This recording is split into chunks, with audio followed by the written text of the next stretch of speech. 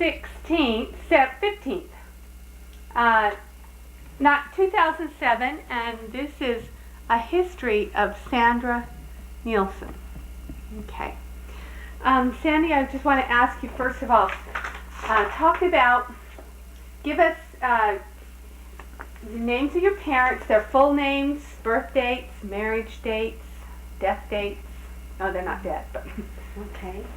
your parents. Well, my full name is Sandra Lee Jesperson, and I did have a former marriage, and my name was more then, and it's Nielson now. And I was born on March 9th, 1945, and my parents are Elmer Veer Jesperson, and my mother is Geraldine Eccles Jesperson. And they were both born in the month of July, a year apart. My mother was born on July 4th, and I'm not positive of the year, but we can maybe put that in later, but I think she's 85. But and Dad was born on the 26th of July, and he's a year older. So I was born in Tucson, Arizona, and I lived there until I was at a young age. My parents moved down to Southern California, and that was kind of in the Los Angeles area, and my father went to chiropractic college down there. Well, I think when we first moved there, my father was still in the service, but he attended chiropractic school down there. That was something that he really was interested in, and my mother had some health problems and a bad back and from an injury in her youth, and so I think he really felt strongly, and he pursued that education. And then the rest of my life, until I was left home to go to college, we moved down to the El Cajon area, which is in San Diego, but that's where I was raised pretty much, was in Southern California, until I moved up to Utah to go to BYU. But tell us about your brothers and sisters. Give us in order of birth and their full names and birth dates. Okay. Well, my sister Michael, She's the oldest? She is the oldest, and that was kind of an unusual name. It was, my folks told me that they picked that from the Bible, that King David, his first wife, her name was Michael, with a A-L, M-I-C-H-A-L. Michael was born in April on the 21st in 1941, or not, 1942, I believe. And then I was the second, and I was born March 9th in 45, like I had mentioned. And then my next sibling is another sister, and her name was Judith Ann, and she was born November 24th in 1948. And then my parents, Judith is deceased. She died in 10 years ago. In 1997 in February of cancer, of ovarian cancer. But all my other siblings are alive. But then my parents didn't have any children for about 6 years, because that was when my dad went to chiropractic school. And my mother had to work, and I think my dad, he got his education on the GI Bill. So we were able to survive as a small family. We lived in kind of an interesting place, and it was in Burbank, and they had some old barrack Quonset hut. I don't know that any of my children or grandchildren have probably ever seen anything like that, but it was a kind of a half circle shaped building, and they divided it in half, and they had a residence on each end, and so it was really small. But we lived there while my father went to chiropractic school. My mother worked at a movie theater, taking tickets and things. But we, while my dad was doing the schooling, and as soon as he finished his schooling, they decided to move down to San Diego. And then my parents started having the rest of their family, which was my brother Chris. Finally they got a boy. Robert Christian is his name. And his birthday is June 21st. And I'm not exactly sure on the year for him, but then another brother came, Randall Veer Jesperson, and he was born March 17th, and they were like probably not quite 2 years, I think 17 months apart, something like that. Mother had the last 4 and 5 years, so she had them really quick. And then the next sibling is Jerry Lynn Jesperson Cahoon, and she was born August 20th, and I'm not certain on the date for her either. And then the next one was my youngest sister, Kim Ladine Ford, Jesperson Ford, and she was born on February 12th. So my parents had their 7 children here, and they had the 5 girls and the 2 boys. So it was a little bit like 2 families. I know us older siblings had some real opportunities to learn a lot about taking care of babies, because my mom, and she was extremely busy with those 4 little ones, and so we really got to help out a lot, and it really was fun. They were the cutest little kids, and we really enjoyed them a lot. It really made our family complete. Tell us about your mother, about her personality or characteristics. Okay. What are the things that you That remember about my your mother and then your father? Okay. My mother was a very beautiful woman. She had naturally very, very dark brown hair. She had kind of hazel eyes, and she wasn't very tall. She was probably about 5'3", and was pretty much petite most of her life. She did have a little trouble with her weight, which was always a concern to her as she was having her family, but that's pretty typical for most women. But she was a good mother. She really taught us girls well. I know a lot of my brother-in-laws, there were the 5 girls, and my brother-in-laws always said, oh, they thanked their mother-in-law because we sisters knew how to clean and keep a tidy home, and she taught us how to cook, and she did a lot of things from scratch. She baked bread, and she was just a really good homemaker. I don't think she ever was dissatisfied with her role as a homemaker and a mother. I know I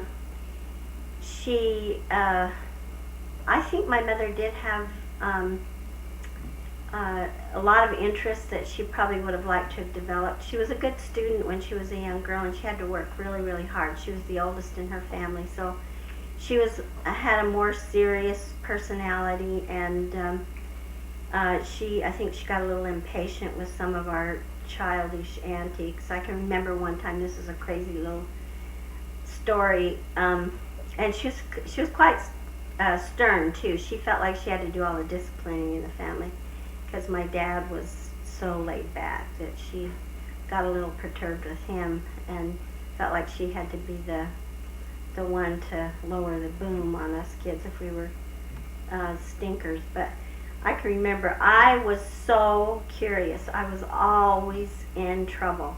And I can remember 2 stories that my parents would tell me, and they still kind of laugh over this, but they weren't real humored at the time. But one thing that was really stylish back then was on your couches that you'd have doilies on the ends of the arms, and then at the back, and these were usually really pretty crocheted doilies that fit there. And so my mom, one way to keep them there and keep them in place is you would put you'd pin them down. You'd just put a straight pin in them, and pin them down, and you'd hide the pokey part so it wouldn't stick anyone. But I would climb up there every day, and I'd pick out all the pins, and I'd take the doilies, and I'd throw them off the couch. And my mother was, she was so frustrated because she liked things. She was probably had a little OCD or whatever. But so she found these little things that you could screw them in that had kind of a little button end and that had a screw on it. So she screwed them down and tacked them down, and I would come and unscrew them all. I figured out how to unscrew them, and I'd throw those things off every day. That was my work for the day. And and I was really kind of a stinker when I was little. And my older sister, she was so obedient. She was this cute little curly-headed girl. All my parents had to do was look at her, and if she was getting something she wasn't supposed to touch, she'd pull her hand away, and all I would do is when I was getting something that I wasn't supposed to touch is I'd grab it faster and rip the cover off the magazine, throw it across the room, and so I almost feel like I was a wee bit stifled in my curiosity, because it was important to Mother that things were orderly. But that was just kind of a funny story about what a stinker I was. Your father? And my dad, he was in the service when I was born and wasn't even there. And my mother had quite a hard time with delivering my oldest sibling, Michael. So I think she was really afraid and really not wanting to have to go through that again alone. But I know when I did meet my dad, we hit it off just great. I think I was almost maybe even a year old before he ever got to see me. But we can manipulate my dad, and but he was, we never wanted to be in his bad graces, because he had one thing that he could do that really, well, his looks really kind of could put us to shame. And then he had these big hands, and he would flip us on the head if we were naughty, and that thing hurt when he'd flip us on the head. And so we didn't really like to get in his bad graces. But he was patient, and he was really a lot of fun. He would play with us, and I can remember going to parks and just running barefooted and not feeling like I had a care in the world as a child. And those were good days. But anyway, I remember some of their Dad. talents?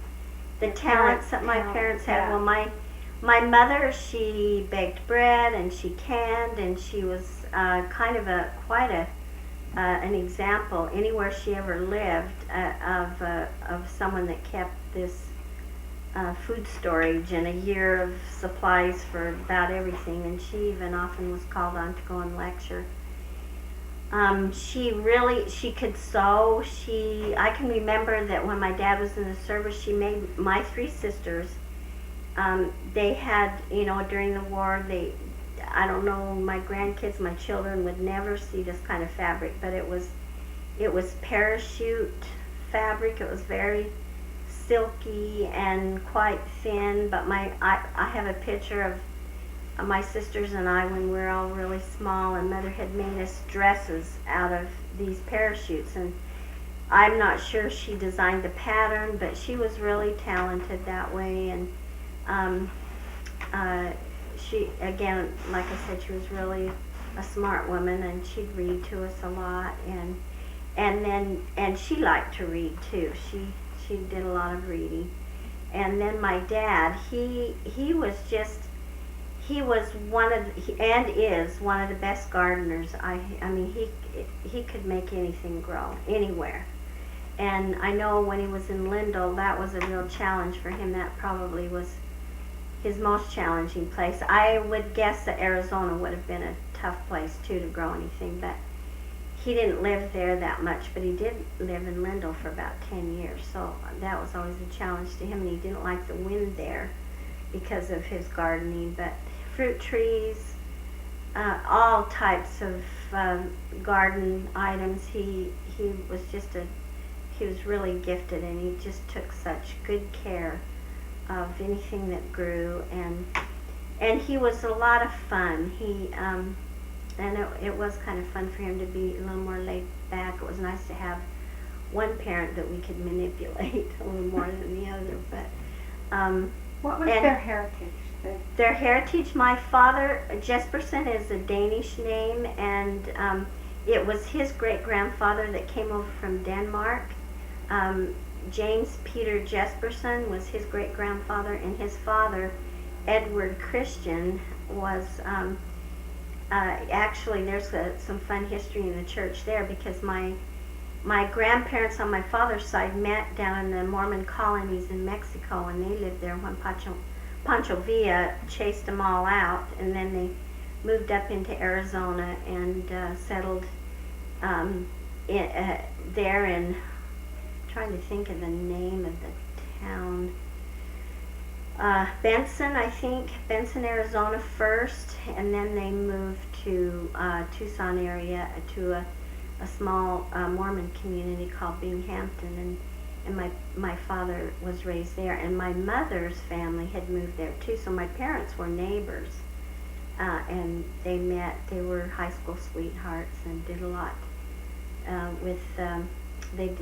when they grew up there in Binghamton. They have very fond memories of growing up there in that little Mormon community, and that was when a lot of the wards still did road shows and dances. My parents, that's another thing.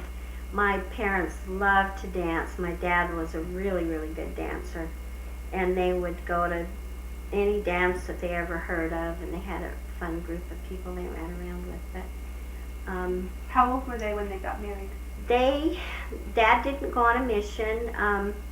They weren't stressing the young men go on missions. A lot of them had to go into the war, but Dad was 21 and Mother was 20 when they got married. And they got married in the Arizona Temple, and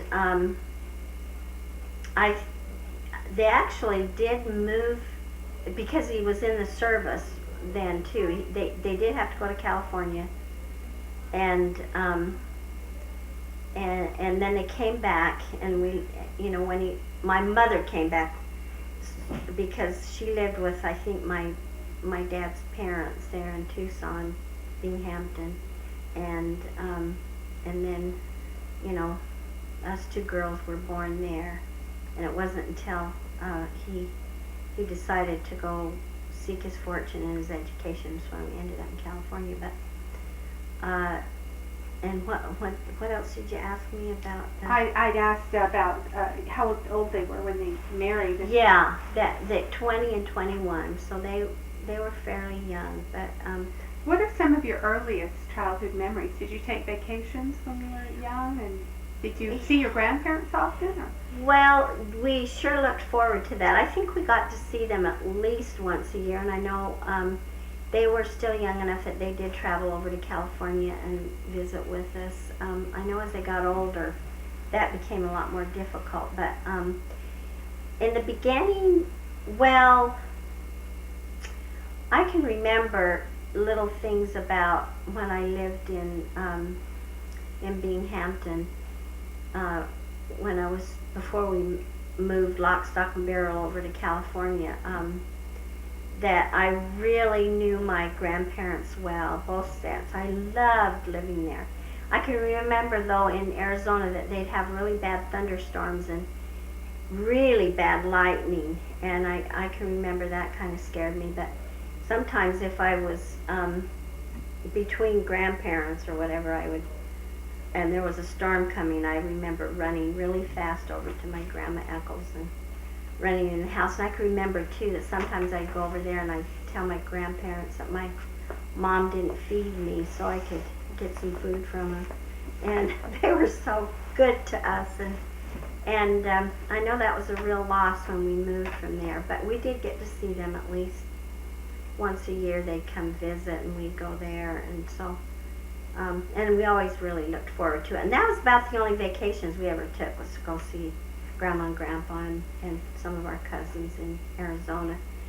I think my parents just, they never really had a lot of money, and they just were hard workers, and it seemed like, vacations were quite a luxury, and we didn't really do a lot of that. But we created our own fun. We'd go to parks, and we'd go to all the ward activities, and we got a TV when they came out, and we thought that was just incredible when we finally, the TV was there, a little bitty screen, not much bigger than that, and it was black and white and fuzzy, and yeah, it was really quite a novelty.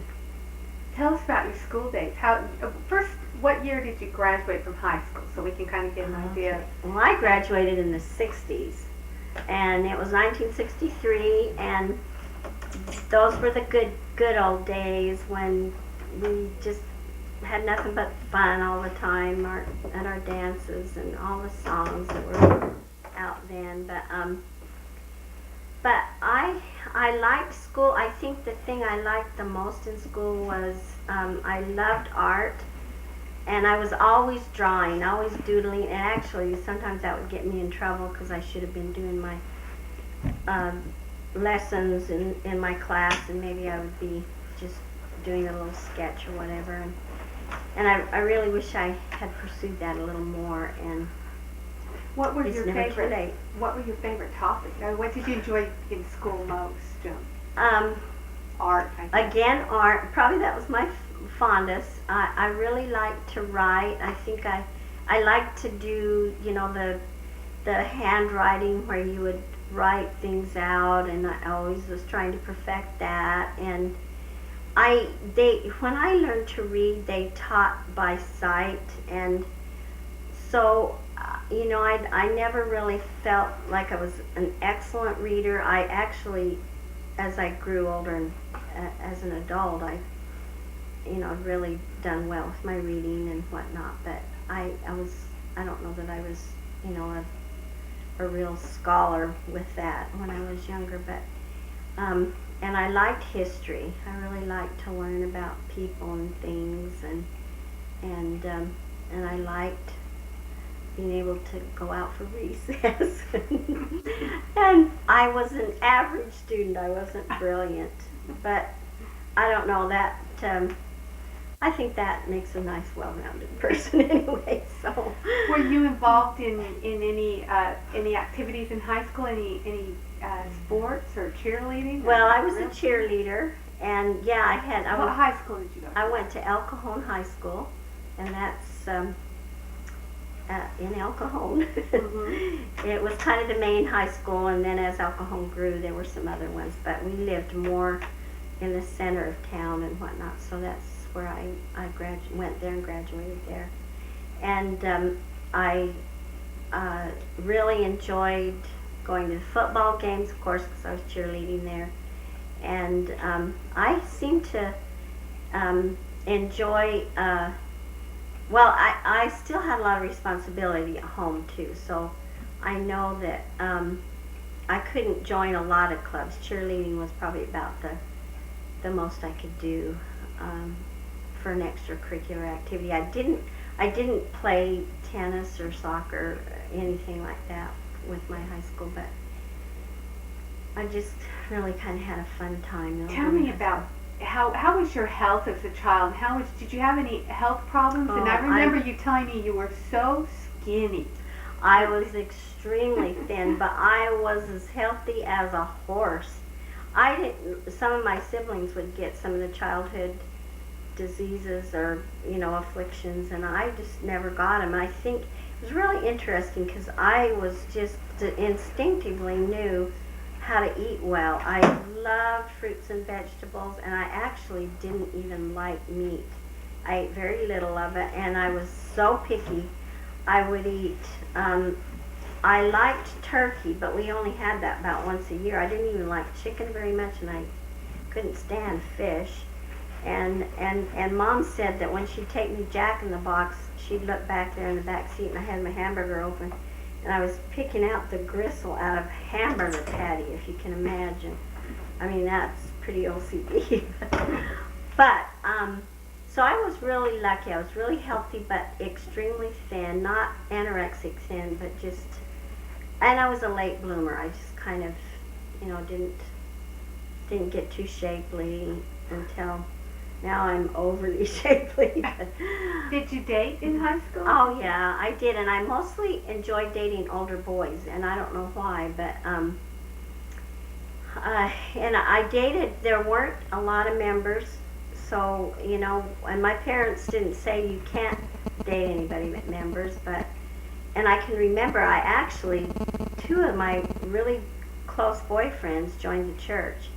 Ronnie Kimball was one of them. He was probably my first boyfriend, and then Bob Scheck-Snyder was my other boyfriend. He was already graduated from high school, and he was a big football player. And both of the men are still, as far as I know, are still active in the church. But I think I'm not saying that I was the greatest missionary, but they loved my family, and I think that was, and the family was a real example for, the gospel principles. But Were there any family difficulties that you had growing up, or did you pretty much all have good health and? Pretty much, yeah, pretty much. See, well, Dad did get his chiropractic education, and he had kind of some funny ideas that were a little unorthodox. I know my younger siblings, which is kind of an interesting scenario here. He felt real strongly that the immunizations that people were giving to their children were really not very good, and part of his belief came about because when I was little, my sister and I had all the immunizations, and I had the smallpox shot. They were still giving those, the vaccine, the smallpox vaccination, and Dad said I almost died from it because I got really sick right after that, and I had a really big nasty scar on my leg for years from that, and I think some of the things he was learning in chiropractic supported his belief in not doing that, and so he, but the other things that he did, and later on that got completely reversed, because as soon as the prophet said that we should immunize our children in our family, he threw away all his beliefs because he's so obedient, and he didn't run out and get his kids vaccinated right at that moment, but he changed his ideas, and my brothers went on missions and they had to get vaccinated anyway because they went out of the country. But so Dad always saw to it that we had a garden. We ate off the garden. Mother made bread. She ground her own flour. I mean, they were very, very conscientious about feeding us right, and so we really were a little bit exempt.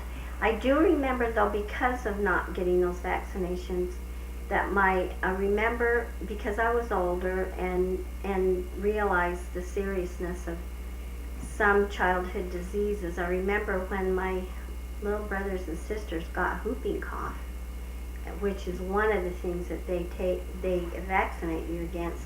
And my sister Jerry was so sick, and if anybody's ever seen anyone with whooping cough, it's quite frightening because they almost turn blue, they hold their breath, it's scary. And I can remember we had a bout of that.